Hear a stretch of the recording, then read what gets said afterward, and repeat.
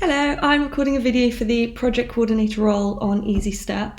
So the first question, biggest challenges for migrants, I think, are integrating into a new society, potentially learning a new language or one that isn't their mother tongue, learning the new cultures and where to place yourself within the society, and potentially finding other people in your culture is really difficult. I think racism is a big thing, especially at the moment, but always. Finding housing, getting settlement status, food insecurity as well. If it's a family, then their children going to school, finding the school and finding yourself in that school, finding a job. And then community solutions. I think one project that could be really good in a local community are garden allotments where you can grow your own food. Food's really expensive, or window boxes for balconies if there's no green space around. I think communal gardens are really good. Yeah, food prices are a lot, and it's a good way to be outside and be with people and, grow your own food. And then how can we make young people not just participants, but also leaders? I think listening to them, finding out what they're interested in and finding ways to facilitate that, and finding different ways of engaging with the younger people, depending on their personality types. And I think asking community leaders how the kids go there, asking the community leaders about the kids that go to the groups and how they became the leaders is always good, following suit. Building programs that they're interested in and what's worthy project that's actually going to be beneficial to the community and that's exciting, it's actually going to keep them engaged and interested.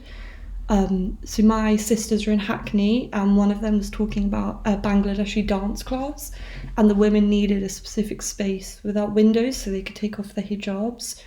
And I thought that was a really interesting thing, just a way to get the community to feel safe and things like that. Yeah, and I also think putting old and young people together. Old people are often very lonely, and young people might not have grandparents. They might have come to a country where their grandparents couldn't have moved, or they didn't meet grandparents. So I think putting those two age groups together can be really, really beneficial for both parties. I think a project works well in one town. It's always good to do research into the demographic of that area, see if you can find local connections with the third sector in the area and try and adapt to it. So see what's already working, and then having your project and the projects that are already going on and seeing if you can maybe merge them somehow. But I think research is always a really important first step. I think measuring success of a project is how many people actually go, the engagement levels. If they like the people running the projects, they'll likely return and ask if more people can join, and word of mouth is such a huge thing. So I think, just the success of the number of participants that go and how well they are actually engaged and feel like they are getting something out of it, I think is a huge thing. And if they return, that's a huge, that's a huge way of realising that you've done a good job because they've come back.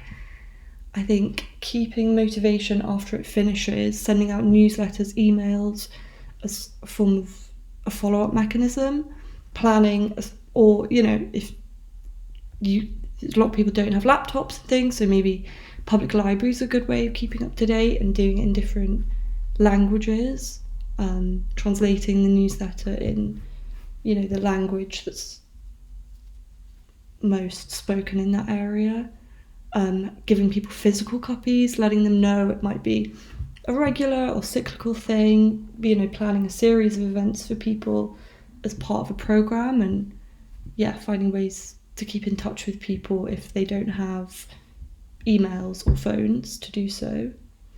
I think partnerships, who do you think we should work with? I think all of the above. The local communities, I think libraries are a huge connector. The local churches are good, the mosques, councils, a good way of doing that. Schools, football clubs, getting young people to football clubs is great way of making friends. And yeah, I think businesses that are able to sponsor groups, I think, can be really important. Smaller businesses or even bigger supermarkets like to give free stuff away. So partnering with businesses that would like to help, I think, is a huge thing, because it's beneficial for them, they're doing a good thing, and you're getting something back for free is really good. I think strengths for someone organising community projects, you've got to be organised, keep up to date with everything, make sure it's running smoothly and all going to plan. I think you need energy, I think you need to be creative and adaptable to different community groups, have a huge amount of empathy, conscientiousness, all very, very important, because you're dealing with a lot of the time minority groups. A creative idea that I've always wanted to do is give disposable cameras to communities and let them interview other people, or just handing around disposable cameras, getting them to take pictures of the people in the community and then creating an exhibition out of that. And then maybe the younger people could interview the older people, their experience of what it's like living there. It's great for language, computer literacy.